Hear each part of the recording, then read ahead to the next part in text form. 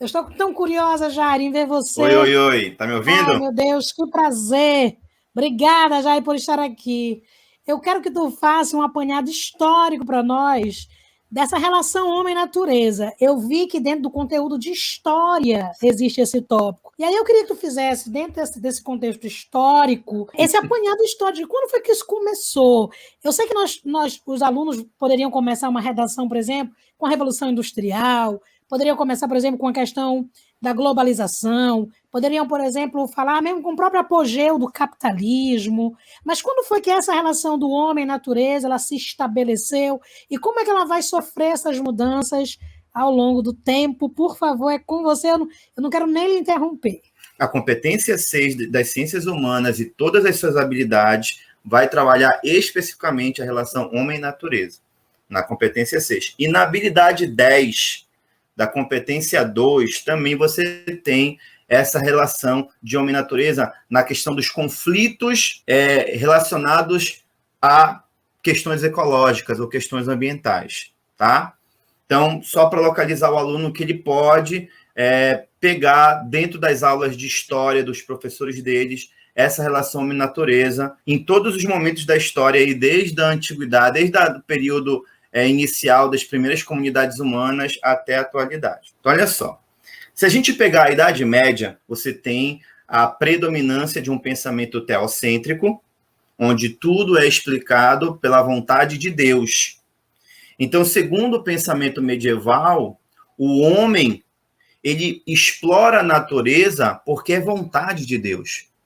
Deus criou os homens para explorarem a natureza. Então, a exploração da natureza pelo homem, ela é permitida por Deus.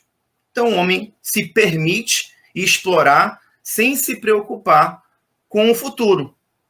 Esse conceito de sustentabilidade é um conceito que preza o presente, produzir de acordo com as necessidades do presente, mas respeitando as necessidades do futuro. É um conceito de sustentabilidade que foi criado lá na Conferência de Estocolmo, em 1972, e que esse conceito você não consegue aplicar na Idade Média. Que na Idade Média você pode explorar porque Deus, na sua infinita bondade, ele vai dar ao homem aquilo que ele precisa. Então, o homem ele não precisa se preocupar com a natureza, até porque a natureza ela não era um objeto de entendimento. Olha só, na Idade Média, o homem não procurava entender a natureza, ele procurava entender Deus.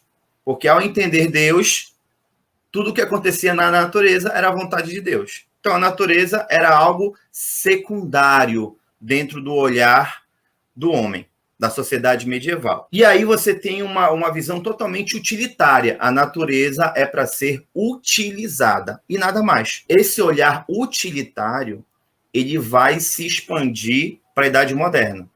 Século XV, século XVI. Só que no século XV e XVI você tem uma novidade.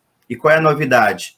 É o capitalismo. O capitalismo ele se desenvolve no final da Idade Média, e começa a se consolidar enquanto sistema econômico predominante a partir do século XVI, XVII e se consolida no século XVIII. Então, entre o século XVI e o século XVIII, você tem essa mesma visão utilitária da natureza.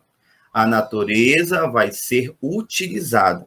Só que agora entra dois fatores importantes aí no século XVI em diante. Quais são? A ideia antropocêntrica e a ideia do racionalismo. Ou seja, lá na Idade Média, o homem podia utilizar a natureza de forma desordenada e descontrolada porque era a vontade de Deus. Na Idade Moderna, a partir do século XVI, com o Renascimento Cultural, depois vem a Revolução do século XVII e depois vem o Iluminismo no século XVIII, essa visão ela continua sendo utilitária, mas agora de forma que o homem é o responsável. O homem ele é responsável por entender a natureza para poder explorá-la da melhor forma possível para as suas necessidades. Antes, quem era o responsável por suprir as necessidades humanas? Deus. E agora, na Idade Moderna, quem vai ser o responsável por suprir as necessidades humanas? O homem.